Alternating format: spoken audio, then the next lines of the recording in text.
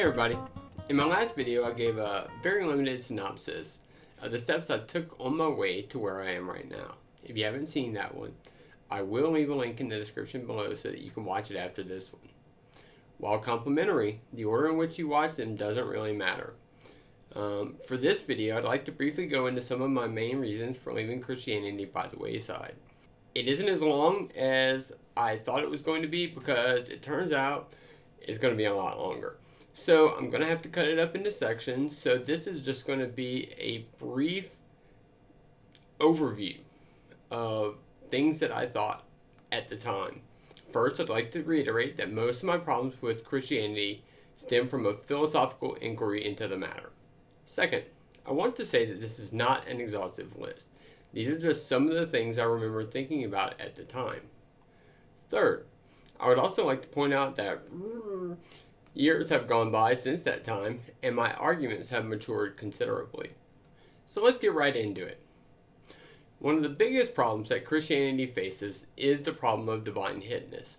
Although I didn't know that at the time, my doubts in this regard sprouted fairly early in my Christianity, and they went something along the following path.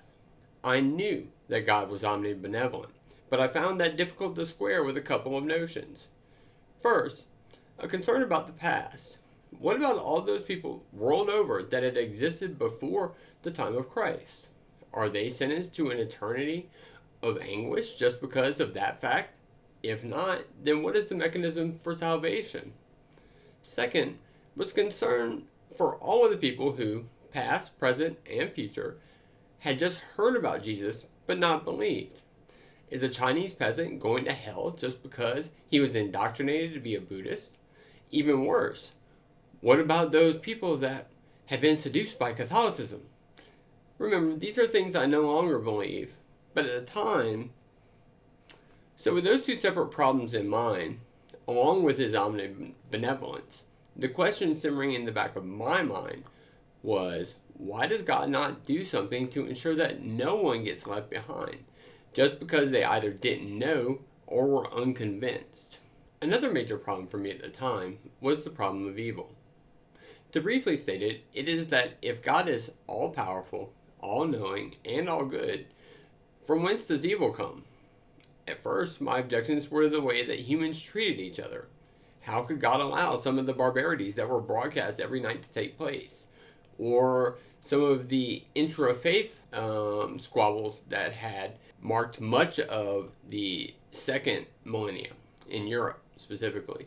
Those didn't seem to make sense, but I was quickly mollified by the explanation that God had to allow us free will, and that he worked in mysterious ways, so that there were things going on that we didn't necessarily know, but that were going to make it all come out right in the end. However, that didn't stop me from wondering about natural disasters, all kinds of illness, and even mosquitoes and fleas and ticks. Like, why are those necessary? Why does God permit such things to exist? Why does God, for instance, allow floods to take place which take human life when he said that he most expressly was not going to do that after the flood? We can get into the semantics of it, but these are just what I was thinking at the time. One problem specific to the beliefs that I was first taught was that I should accept the Bible as the literal word of God, and that questioning it will lead to backsliding. This meant that it was all true, from Genesis to Revelations, and that I had better pay heed to the warnings within. The unfortunate thing for me was that this notion of unquestioning loyalty and belief was constantly at odds with both my inquisitive mind and reality. Now, we are going to get into all three of these, plus a whole bunch more in future videos.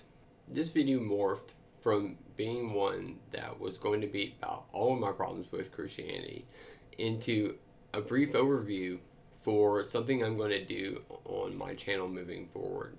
And that is, I'm going to go much more in depth into the problems that I had with Christianity and that I still have with Christianity. We'll just take it from there. Until then, be good to each other. See you on the flip side. If you liked this video, please give me a thumbs up below, or if you didn't, tell me all about it in the comments below. For more content like this in the future and to never miss a video, subscribe and hit that little bell icon. If you would like to support me in making more videos like this one, then head over to my Patreon, where you can show me your love for as little as $1 monthly, or to my PayPal for one-time donations. You can follow me on Twitter and Facebook under the name PanicClown. My Discord and Instagram pages are a little more than a shell right now, but I will get those up soon. I'll improve and expand the offerings and tiers as the channel grows. But for now, your views, comments, and likes are the best support you can give. Thanks! I'll catch you on the flip side.